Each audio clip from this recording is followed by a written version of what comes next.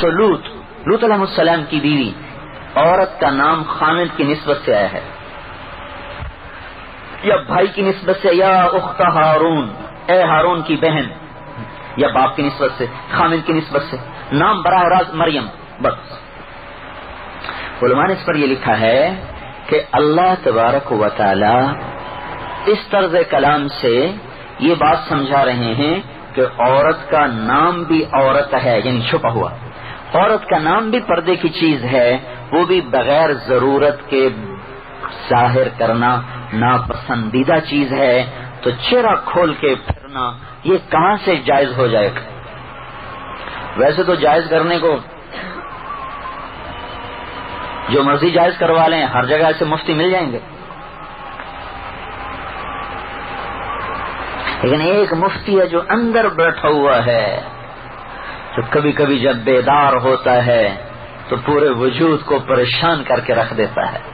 پھر ہم اس کو تھپ تھپا کے سلا دیتے، سو جا سو جا سو جا، تاکہ مجھے دوبارہ وہ اندر سے پریشان نہ کر دے.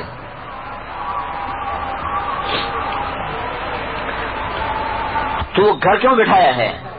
ایک امت کی تعمیر ہے کہ ایسی نسل تیار کرو کہ جو اللہ کا دین اور اللہ کی بتائی ہوئی پسندیدہ زندگی لے کر ساری دنیا میں چل سکیں. تو مرد تو پہلی کمائی میں ہوتے ہیں، تھوڑے وقت ملتا ہے، زیادہ وقت تو میں اپنے کاموں میں مشغول ہوگی. بچوں کو اسکول اور نرسریوں فیڈر منہ میں اور اسکول جا رہے، کیا ظلم ہے بھائی، ہمارے زر سے جان چھوٹے. اور وہاں سے آئے تو ٹیوٹر کے حوالے، وہاں سے آئے تو ٹی وی کے حوالے، جو یہود نے بیٹھ کے ہماری ساری نسل خرید لی.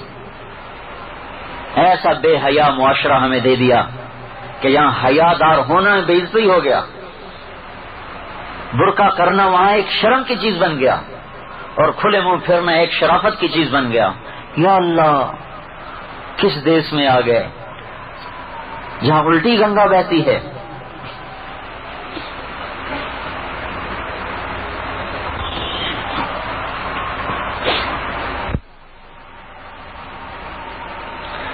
ہماری عورتوں کے ذمہ اللہ نے بہت بڑا وَقَرْنَ فِي بُيُوتِكُنَّ، بیٹھ جاؤ گھروں میں. کیا کرو؟ وَاذْكُرْنَ مَا يُتْلَى عَلَيْكُنَّ مِنْ آيَاتِ اللَّهِ وَالْحِكْمَةِ. یہ تمہارا کام ہے کہ اپنے گھروں میں بیٹھ کر اللہ کی کتاب اور اللہ کے رسول کی زندگی اپنی اولاد کو سکھاؤ، آنے والی عورتوں کو سکھاؤ. اور یہی حکمت تھی آپ کی شادیاں زیادہ کرنے کی. کوئی شوق سے نہیں ہے. اگر آپ شوق سے شادی کرتے تو 25 سال کی عمر میں 40 سال کی 2 دفعہ بیوہ عورت سے کیوں شادی کرتے؟ 2 دفعہ، بعض 3 دفعہ بھی آتا ہے، 2 دفعہ زیادہ مشہور. 2 شادیاں پہلے ہو چکی، ان سے بھی اولادیں موجود ہیں، اور خود 25 سال کے ایسے خوبصورت جوان کہ جن کو حسان کہتے ہیں کہ تو ایسا بنا جیسے تو نے خود اپنے آپ کو چاہا، ایسا خوبصورت. حضرت عائشہ رضی اللہ تعالیٰ عنہ نے کہا، اور یوسف کو دیکھ کر عورتوں نے ہاتھ کاٹے تھے، میرے محبوب کو دیکھتی تو سینے پہ چھریاں چلا دیتی. اور حضرت جابر فرماتے ہیں کہ آپ مسجد میں بیٹھے تھے، 14ویں کا چاند چمک رہا تھا، آپ نے سرخ دھاری دار چادر اوڑی ہوئی تھی، تو ہم کبھی چاند کو دیکھتے، کبھی آپ کے چہرے کو دیکھتے تو اللہ کی قسم آپ کا چہرہ اس سے زیادہ خوبصورت نظر آ رہا تھا. حضرت عائشہ رضی اللہ عنہا فرماتی میں گھر میں کپڑا سی رہی تھی، سوئی ہاتھ سے گر گئی، اندھیرا، میں نے تلاش کیا، ملی نہیں. اتنے میں آپ اندر تشریف لائے تو آپ کے چہرے کی شعاؤں سے سوئی چمکنے لگی. ایسے حسین کو کوئی کنواری نہیں ملتی تھی. 40 برس کی عورت سے شادی کی، اور جب 50 برس عمر گزر گئی تو تب جا کے ان کا انتقال ہوا. 25 برس اپنے سے 15 سال بڑی عورت کے ساتھ گزارے، اور پھر 3 برس اور ایک بیوہ سے گزارے. حضرت سودا رضی اللہ تعالیٰ عنہ سے شادی کی، 53 سال تک آپ نے بیواؤں سے نکاح کیے ہیں. اور جب ڈھلوان شروع ہو گئی، بڑھاپا آ گیا اور موت دستک دینے لگی، تو ایک شادی، دوسری، پھر تیسری، پھر چوتھی، پھر 5ویں، پھر 6ٹھی، پھر 7ویں، پھر 8ویں، پھر 9ویں، 10ویں، 11ویں. یہ کوئی شوقی ہیں، بڑھاپے میں بھی کوئی شادیوں کے شوق کرتا ہے. یہ ضرورت کی شادیاں تھیں کہ مدینے میں اسلام پھیل گیا، عورتیں بھی آ رہی ہیں، مرد بھی آ رہے ہیں، اور اللہ تعالیٰ کا رسول تو عورتوں کے سامنے نہیں جاتا تھا. تو آپ اپنی عورتوں کو بتاتے تو عورتیں آپ کے گھروں میں 9 حلقے لگے ہوتے تھے. 2 تو آپ کی زندگی میں وفات پا گئی، حضرت خدیجہ اور حضرت زینب بنت خزیمہ رضی اللہ تعالیٰ عنہا، یہ دونوں آپ کی زندگی میں وفات پا گئی. باقی 9 بیویاں ہیں، اور 9 کے 9 میں علم سکھایا جا رہا، حدیث سکھائی جا رہی، دین سکھایا جا رہا، کیونکہ وہاں کوئی صفائی کا کام ہی کوئی نہیں، نہ کوئی برتن کی دھلائی کا کام ہے، 2 مہینے روٹی نہیں پکتی، نہ وہ کوئی کڑھائی کا کام ہے، ایک جوڑا ہے، نہ کوئی ڈیکوریشن ہے کہ سوائے ایک لحاف کے ہے ہی کچھ نہیں۔ حضرت عائشہ رضی اللہ تعالیٰ عنہا کے گھر میں ایک انصاری عورت آئی، دیکھا تو آپ کی رضائی پھٹی ہوئی تھی، رسول اللہ کی رضائی پھٹی ہوئی، وہ گئی اور فوراً جا کر ایک نئی پھولدار رضائی بھیجی، کہیے میری طرف سے۔ حضرت عائشہ بڑی خوش ہوئی، عمر بھی چھوٹی تھی، اتنے میں آپ تشریف لے کر، عائشہ یہ کیا؟ کہ یا رسول اللہ آپ کی رضائی پھٹی ہوئی دیکھ کر یہ فلاں انصاری بہن نے یہ مجھے ہدیہ کی بھیجا آپ کے لیے۔ آپ نے فرمایا عائشہ میں چاہتا تو یہ احد پہاڑ میرے لیے سونا بن کے حاضر ہو جاتا، میں نے اس زندگی کو خود ٹھکرایا ہے، یہ رضائی واپس کر دے۔ اب حضرت عائشہ رضی اللہ عنہا لاڈلی بھی تھیں، ان کا نہیں یا رسول اللہ مجھے بڑی اچھی لگی ہے، میں کیوں واپس کروں؟ آپ نے کہا عائشہ رسول اللہ اور یہ رضائی ایک گھر میں جمع نہیں ہو سکتے، واپس کروا دی۔ تو کچھ گھر میں سامان ہی نہیں جو آپ کی بیگمات کے لیے وہ مشغولی کا سبب بنے، تو کیا کام تھا؟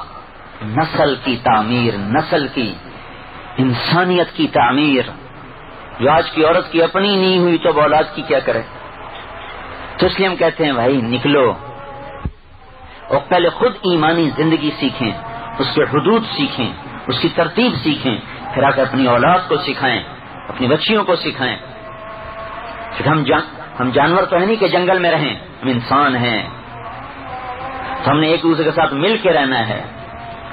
کسی کی بیٹی ہمارے گھر آئے گی، کسی کے گھر میں ہماری بیٹی جائے گی، تو اگر انہوں نے انسانیت نہیں سیکھی تو دیکھو آج کتنی گھروں میں سرد آگ ہے جو سلگ رہی ہے، ہڈیاں تک جل رہی ہیں۔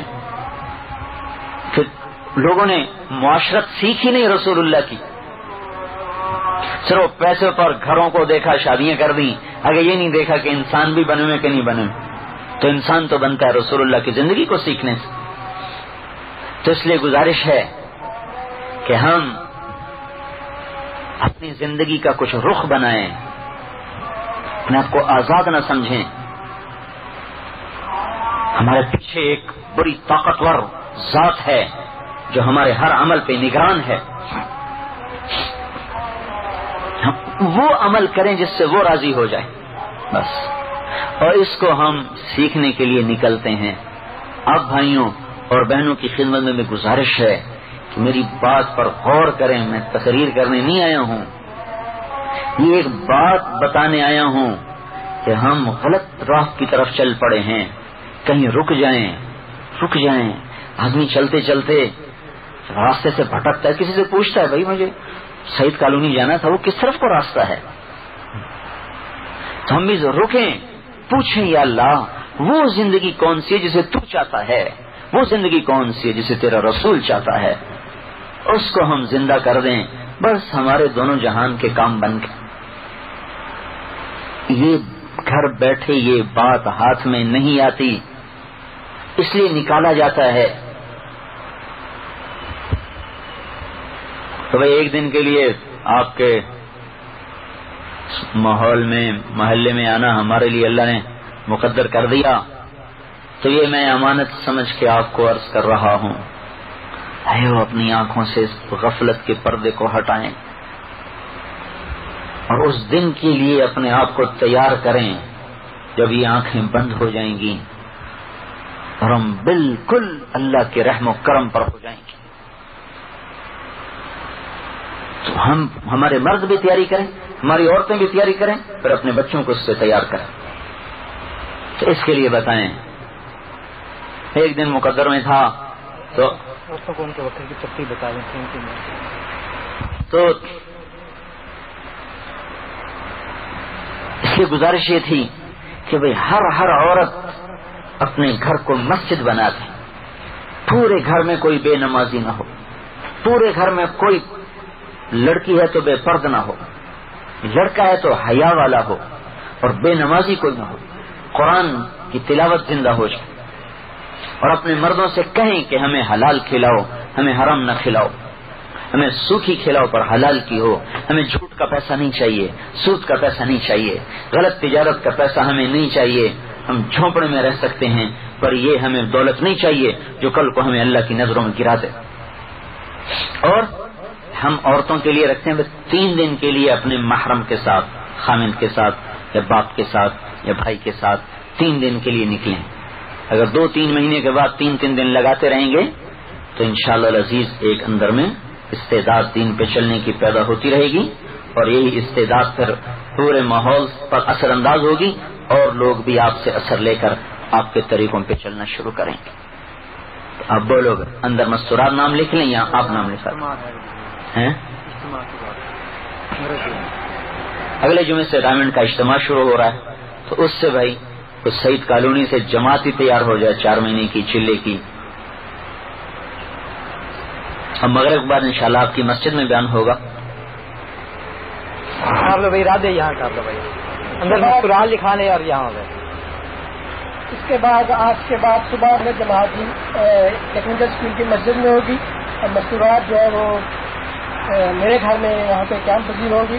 آپ سب بھائیوں سے بھی درخواست ہے کہ وہاں پہ بھی ساتھ آپ چلیں.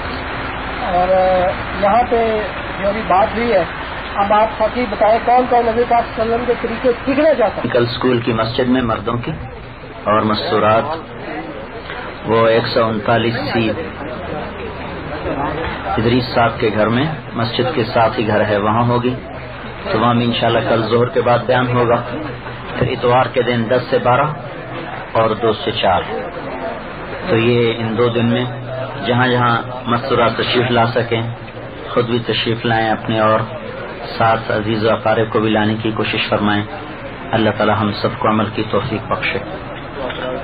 سبحانك اللهم وبحمدك نشهد ان لا اله الا انت نستغفرك ونتوب اليك. اللهم لك الحمد كما انت اهله, وصل على محمد كما انت اهله, وافعل بنا ما انت اهله, انك اهل التقوى واهل المغفرة. ربنا آتنا في الدنيا حسنة في الآخرة حسنة وقنا عذاب النار. یا اللہ ہم سب کو قبول فرما, اور ہمارے اس آنے کو, بیٹھنے کو, سننے اور سنانے کو قبول فرما. ہمارے گناہوں کو معاف فرما. وہ مبارک طریقہ جس کو لے کر تیرا محبوب آیا, اے اللہ وہ پورے کا پورا ہماری زندگیوں میں زندہ فرما دے. یا اللہ ہمیں بھی ان آنکھوں سے اپنے دین کو دنیا میں زندہ ہوتا دکھا دے, اور اس سارے باطل کو, اور اس باطل زندگی کو, اور اس باطل تہذیب کو اے اللہ تو ختم فرما دے, اسے دریا برد فرما دے. اے اللہ وہ مبارک قرآن وہ جو تیرا محبوب دنیا میں لایا, اس کو اے اللہ گھروں میں, بازاروں میں, حکومت میں, سیاست میں, عدالت میں, ہر چیز میں زندہ فرما دے. اے اللہ ہم سب کو اپنے فضل و کرم سے دنیا اور آخرت کی ساری بھلائیاں نصیب فرما دے. اے اللہ جتنے بھائی بہن تشریف لائے ہیں ان سب کو قبول فرما, اس پوری کالونی کو قبول فرما, ان پر اپنی رحمت کو اتار دے, ان میں برکت عطا فرما دے, ان کے کاموں میں, ان کی زندگیوں میں, ان کی اولادوں میں, ان کے گھروں میں, ان کی گلیوں میں, در و دیوار پر اپنی رحمت کو اتار دے, اور انہیں اپنا بنا لے اور ہمارا بن جا. صلی اللہ تعالی علی النبی الکریم. آمین.